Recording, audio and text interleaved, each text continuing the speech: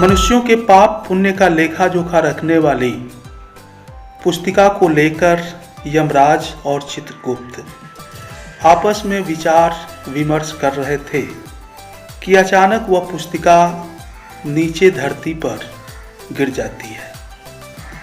फिर दोनों अपनी पुस्तिका को खोजने के लिए धरती पर आते हैं। नमस्कार, मैं हूं मनोज कुमार मिश्र। सुने कहानी मनोज मिश्रा की जुबानी कार्यक्रम में आप सभी का स्वागत है। आज की कहानी का शीर्षक है सुनहरा अवसर। इस कहानी में आइए देखते हैं आगे क्या होता है। धरती पर एक आदमी ने पुस्तिका को खोजने में उनकी बहुत मदद की और वे अपनी पुस्तिका को पाने में सफल रहे। यमराज ने उस आदमी से खुश होकर कहा, यम है हम और तुम्हें अपनी किस्मत बदलने का देता हूं एक अवसर।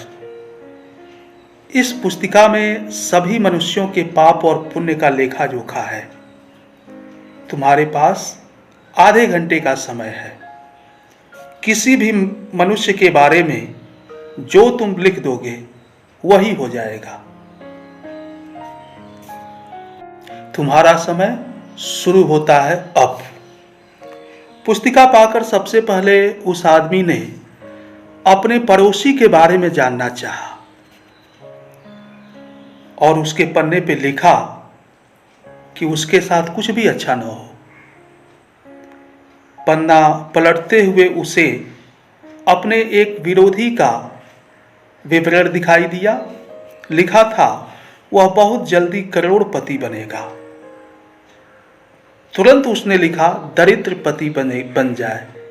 उसने अपने न चाहने वाले लोगों का लेखा जोखा देखने और उन्हें नुकसान पहुंचाने के चक्कर में अपने कर्मों का हिसाब देखने और अपनी किस्मत बनाने में बहुत देर कर दी।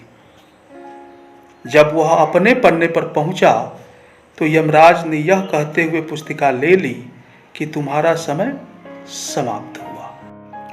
इस सुनहरे अवसर का इस तरह उसके हाथों से निकल जाने से वह बहुत ही दुखित हुआ। लेकिन अब क्या हो सकता था। इस कहानी से हमें यह शिक्षा मिलती है कि ईश्वर द्वारा दी गई शक्तियों से यदि हम किसी का बुरा करने की चाहत रखते हैं या करते हैं तो उसका बुरा होगा या नहीं ये तो ईश्वर इच्छा, लेकिन हमारा नुकसान अवश्य हो जाता है।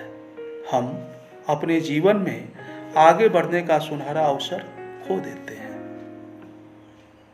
तो आज की कहानी यहीं संपन्न होती है। मिलते हैं एक नई कहानी के साथ। आप सभी का बहुत बहुत